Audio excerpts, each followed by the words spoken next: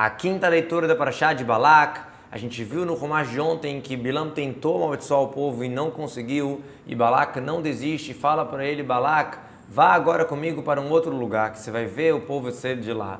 Uma parte você vai ver uma extremidade, mas você não vai ver todo ele, e amaldiçoa para mim eles de lá. Vekov no livro, linguagem de ordem imperativa, amaldiçoa para mim, eu estou pedindo, estou te mandando amaldiçoar eles. E Balak levou ele para o campo das visões, ou seja, um lugar alto, um mirante, no topo da colina, e ele construiu 7 altares, sacrificou um boi e carneiro no Misber, Sdet Sofim, um local alto que de lá a pessoa que está querendo ver consegue olhar se tem algum soldado vindo na cidade, um mirante, um local alto. Rosh Pisgah, na cabeça da colina, Bilam não era tão feiticeiro como Balak, ou seja, Balak estava tendo uma visão aqui, ele viu que ia ter um problema, uma fenda no povo de Israel, uma coisa ruim, que lá faleceu Moshe. Ele achou que isso já ia acontecer agora, essa maldição, que era essa coisa, aquele problema que ele estava vendo, na verdade não tinha nada a ver com ele. E disse para Balak, fica aqui no seu sacrifício e eu vou tentar fazer que Hashem apareça aqui para mim. Ikareko de Akadosh Baruch Hu. A palavra Ikare é a linguagem de Itpael, ou seja, no reflexivo, vou tentar causar que Hashem apareça para mim. Então Bilam chegou para ele, eis que ele estava ali parado do lado do sacrifício, e os ministros de Moab com ele, e disse para ele, Balak, o que Hashem disse? Balak já entendeu que não é Bilam que decidia. Os ministros de Moab, antes está escrito no Rumash de ontem, todos os ministros de Moab, já que eles viram que não tem esperança, alguns já tinham desistido, só sobraram uma parte. O que disse Hashem? Uma linguagem de zombaria que Balak fala para Bilam, quer dizer, eu sei que você não está na sua posse, você não manda em si mesmo. E Bilam não deixou barato também, ele levantou o seu exemplo, ou seja, ele começou a falar a sua parábola, ele falou, levante Balak, escuta, preste atenção para mim, o filho do Tzipor, que é Balak, filho de Tzipor. Já que ele viu que ele estava zombando dele, ele fez de propósito para fazer sofrer. Fica de pé, você não pode sentar, eu estou com uma missão de Akadosh Baruch Hu para você, uma missão de Hashem. Benot Tzipor, o filho do Tzipor, a palavra Benot deveria ser Ben Tzipor, filho, não Benot, filho dele, mas a linguagem do versículo também é comum a Torá usar essa linguagem. Haitoyar, que é Hayat Yar, animal feroz da floresta. Haitoaretz, Lemai no Maim, seria Mayan Maim, e assim por diante. É uma maneira de cântico, uma maneira poética de ser escrita. Hashem não é um homem para lhe ser falso, ou um ser humano para se mudar de opinião. Será que ele falou uma coisa e não vai fazer? Se ele disse, ele não vai cumprir? Hashem não é assim, ele já jurou para eles que vai levar eles para a terra dos 7 povos. Se você quer tentar matar eles no caminho, no deserto, você não vai conseguir. A Rua Mar, será que ele falou e não vai fazer? Explica o Rashi, explicação literal, é uma pergunta retórica. Você acha que Hashem é assim, que ele vai falar e não vai fazer? Pela tradução do Uncas, a gente pode falar que é a continuação da primeira parte do Passuca. Deus não é igual ao ser humano, que muda de opinião, que mente, que fala uma coisa e não faz. Deus não é assim. Quer dizer, os seres humanos realmente eles podem voltar atrás no que eles falaram, mas Hashem não existe isso. Eis que abençoar eu peguei e eu abençoei, eu não tenho como devolver. Você está me perguntando o que Hashem falou? Então eu recebi dele para abençoar. Isso que lá carta, isso que eu peguei. E ele já abençoou, ele não tem como devolver, tirar essa bênção dele. A palavra uverer é igual falar uvirer, e ele abençoou, porque essa é a regra do reis, quando faz parte do verbo, então usa o tsere, os 2 pontos embaixo, que é como a palavra heref, que seria igual falar hiref, amaldiçoou. O botze, a berech, aquela pessoa que está abençoando o ladrão, e fala, olha, não fique com medo, então vai dar tudo certo. Nietz Hashem linhitou Akadosh Baruch Hu. Então, aqui é a mesma coisa. Uverer é igual falar uverer, Hashem abençoou. Porque eu não posso falar que aqui seria o substantivo de verer, no substantivo a benção, porque se fosse assim, deveria estar escrito com segol e não com os 2 tsere, e o tam, a música, estaria em cima e não no final.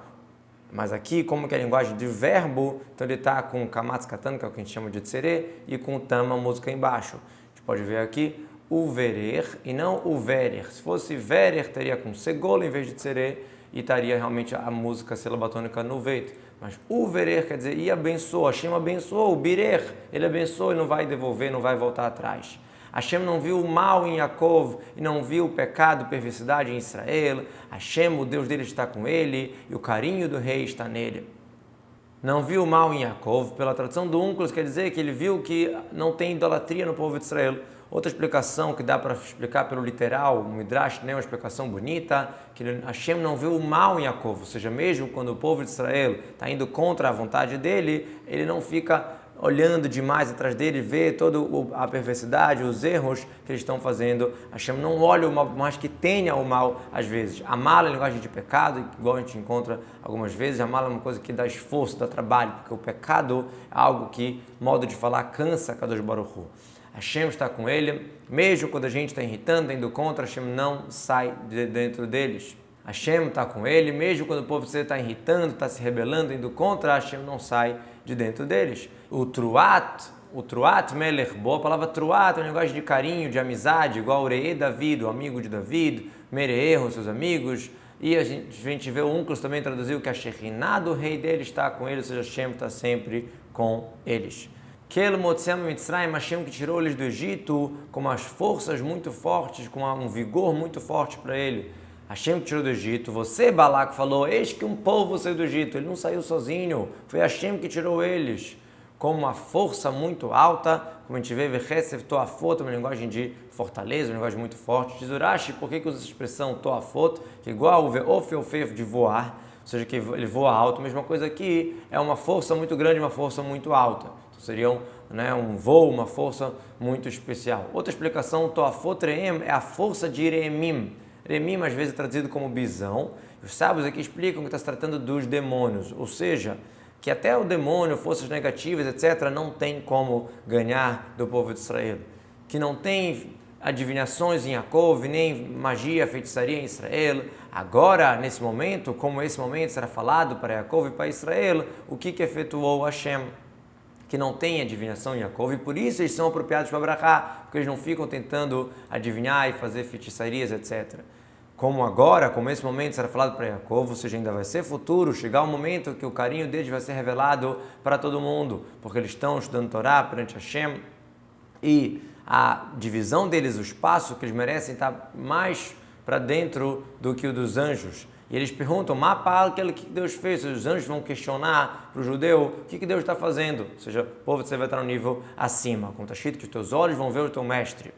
Outra explicação, esse Yamar será falado não em linguagem de futuro, em linguagem de presente. Ou seja, eles não precisam de adivinhar, de feitiçaria, porque em qualquer momento que eles precisam, vai ser falado para Yaakov, para Israel, o que a Kadosh Baruch Hu quer, quais são os decretos. Eles não precisam de ter feitiçaria, porque tem os profetas. Os profetas falam exatamente os ditos de Kadosh Baruch Hu, o decreto de Hashem. Ou Urim Vetumim, naquele peitoral do Kohen Gadol, que tinha um milagre do nome de Deus, que estava dentro ali e fazia as pedras brilharem, etc, etc. O Onkelos não traduziu, não explicou dessa maneira que o Urash está explicando.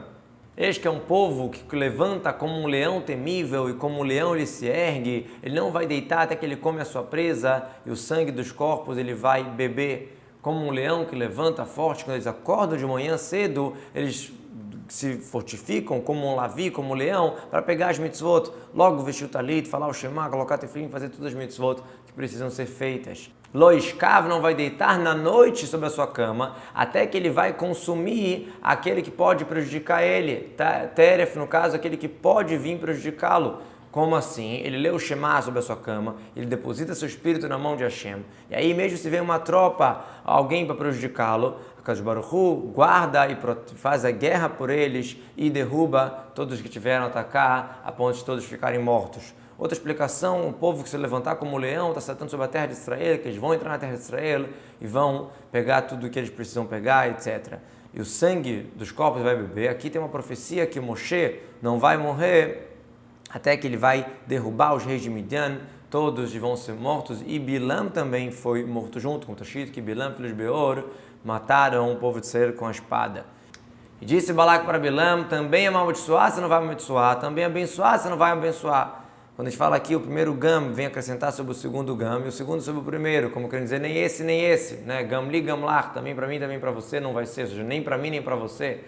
Mesma coisa, gam bahur, gam betulá, mesma coisa ele quis dizer, não quer amaldiçoar, mas também pelo menos não abençoa. Respondeu Bilam e disse para Balac, eu não falei para você o seguinte, tudo que Hashem mandar eu fazer, é isso que eu vou fazer, é isso que eu vou ter que fazer.